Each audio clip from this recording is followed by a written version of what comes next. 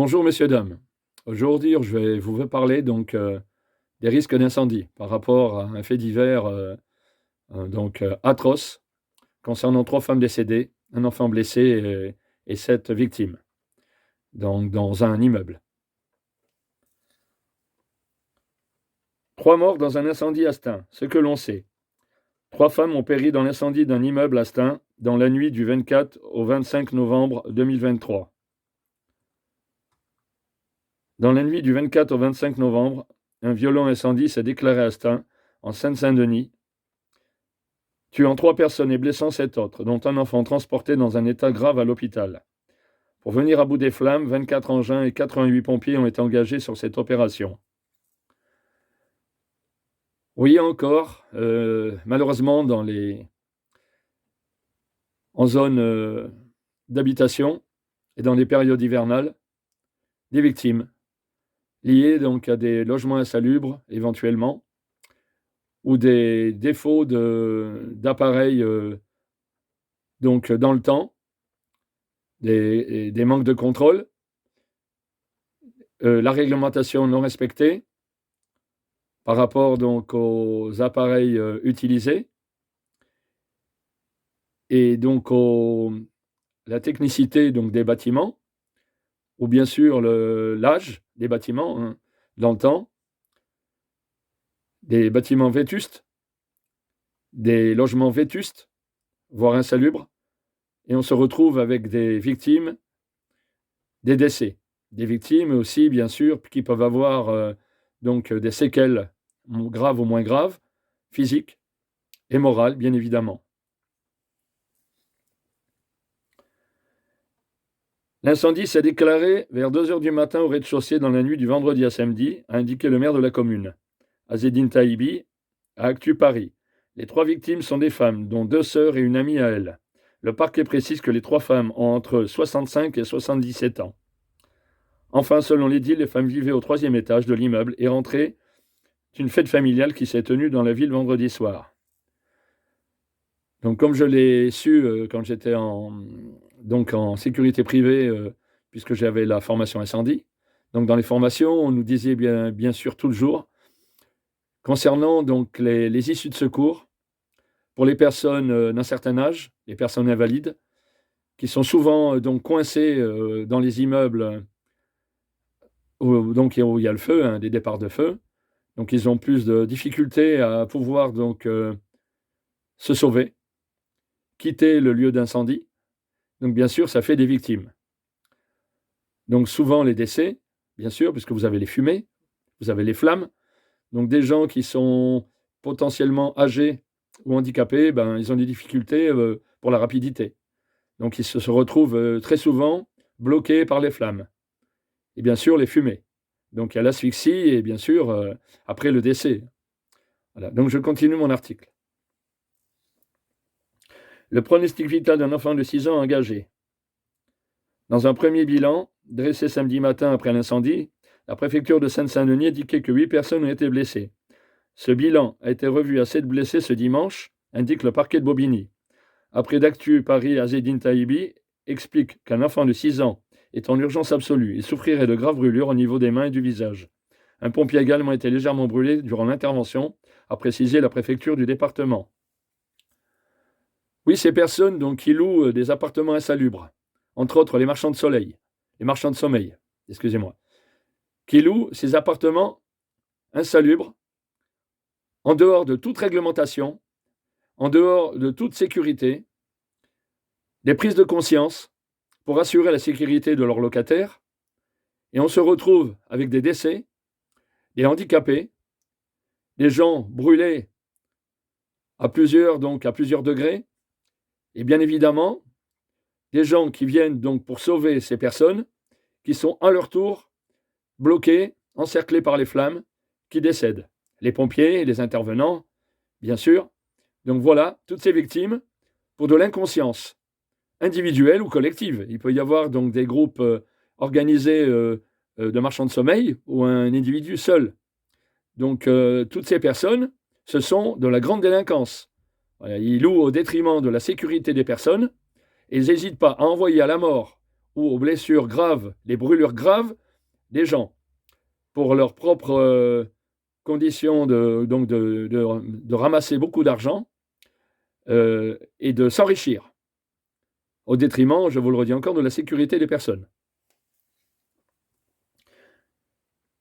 Une cellule psychologique et un gymnase ouvert. Après ce drame terrible, selon Azzedine Taïbi, la mairie a mis en place un centre d'accueil au gymnase Anatole France, situé avenue Louis Borde.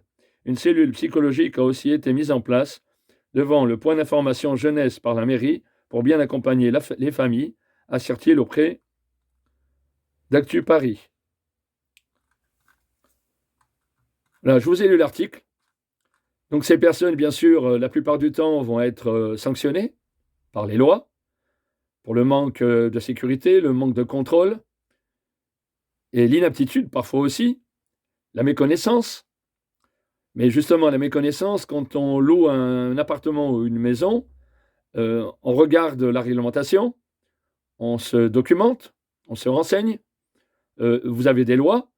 Donc pour ces personnes qui louent sans foi ni loi à des personnes pour s'enrichir, c'est inadmissible. C'est une infamie de voir des gens qui s'enrichissent sur la sécurité d'autrui au détriment d'autrui. Donc pour les personnes qui habitent dans des logements insalubres ou leur logement personnel, je vous donne quelques conseils. Évitez donc les poêles individuels, tous les, on va dire tous les produits individuels de chauffage qui durent dans le temps. Pensez à les changer, pensez à les faire contrôler, que ça soit muraux, que ça soit individuel au sol, pensez à les contrôler. Si vous avez une anomalie de fonctionnement, débarrassez-vous-en, changez, achetez du neuf. C'est votre sécurité qui est en jeu. Pour ce qui est donc des prises, évitez de brancher sur des prises carrées ou des prises individuelles plusieurs chauffages sur la même, avec les prises à plusieurs comment dire, on va dire à plusieurs prises, hein, là où vous mettez vos chauffages, ou évitez aussi de mettre plusieurs ustensiles électriques sur la même prise. Branchez des barrettes longues avec un bouton de sécurité. Voilà. Essayez aussi d'avoir éventuellement pour éteindre le feu, bien sûr, les extincteurs. Essayez d'avoir un petit extincteur individuel à portée de main. Renseignez-vous pour la catégorie des feux, car vous avez plusieurs catégories de feux par rapport à plusieurs extincteurs. Donc voilà, j'ai appris ça, bien sûr, en métier de sécurité, puisque je suis également SIAP. Donc j'ai eu ces formations. C'est pour ça que je vous les enseigne, pour éviter des victimes. Donc pour moi, c'est un plaisir de vous donner mes connaissances, le peu que j'ai pu apprendre. Et vous avez donc tout ça, on ne peut pas rentrer dans la catégorie, puisque c'est souvent les bâtiments collectifs, hein, tout ce qui est porte coupe-feu et compagnie. Hein, donc ça, je ne rentre pas dans ces indications. Je suis là, j'ai fait cette vidéo pour vous donner on va dire les critères de base. Donc voilà, j'ai fait le tour, hein, les prises, prenez une barrette avec avec un bouton de sécurité, hein, c'est rouge, hein, de couleur rouge. Voilà, vous prenez de la marque, ne prenez pas des articles à bas coût, à bas prix. Ce sont des articles, c'est votre sécurité, ce sont des articles, il y a bien sûr que dans le temps, ils vont vite se dégrader, donc ils ne sont peut-être pas aussi efficaces que des marques, hein, les normes NF, bien sûr, bien évidemment.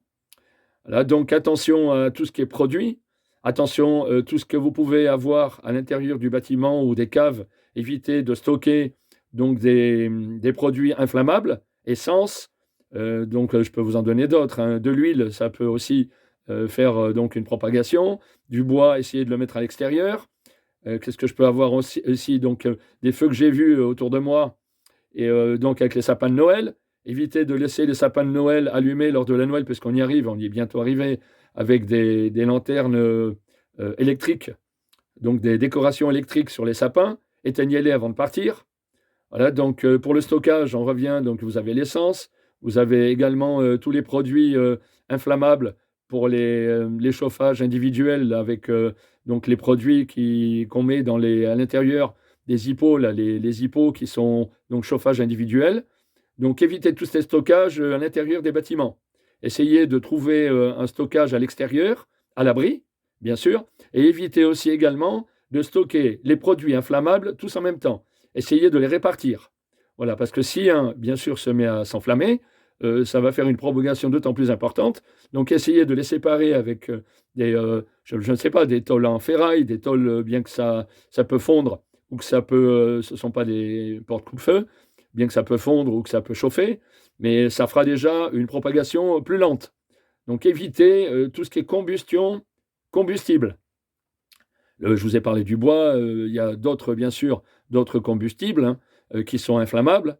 Évitez, donc je vous dis, de stocker à l'intérieur des bâtiments. Voilà, je vous l'ai dit 2 fois hein, pour que vous le sachiez, que vous le reteniez. Évitez les mauvaises manipulations, éventuellement. Évitez les allumettes pour allumer votre gaz ou quoi que ce soit. Prenez les ustensiles à démarrage électrique. Vous savez, les allumes-feu là, et tout ça, en démarrage électrique pour tout ce qui est gaz. Le gaz, bon, j'aime pas trop, mais bon, on ne peut pas interdire aux gens de prendre du gaz. Vous avez des endroits, des immeubles, donc de grande hauteur, où le gaz est interdit, c'est évident, parce que c'est des bombes à retardement, ça fait sauter un immeuble entier, voire une maison. Essayez donc de marcher à l'électrique, évitez le gaz si vous le pouvez, et évitez aussi toute forme de mauvaise manipulation, je vous le redis encore. Attention aussi à l'environnement. Si vous êtes en train de manipuler du feu, un insert ou quoi que ce soit, attention aux enfants. Surveillez les enfants, les adolescents. Voilà, je vous donne quelques exemples. Voilà, vous pourrez en avoir d'autres quand j'aurai fait la vidéo pour la formation concernant donc les suites de mon instruction vous concernant. Voilà, je vous remercie de m'avoir écouté. Je vous ai donné 4 instructions pour vous sauver la vie. Voilà, essayez aussi d'avoir, je vous en parle, des couvertures de survie à la maison si vous le pouvez. Ça peut retarder des blessures plus graves, les décès. Couverture de survie, je vous ai parlé d'extincteurs et des vêtements ou des couvertures inifugées éventuellement. Ça peut vous sauver la vie. Voilà ce que je peux vous dire là dans l'immédiat. Je vous remercie de m'avoir écouté et je vous souhaite une bonne journée.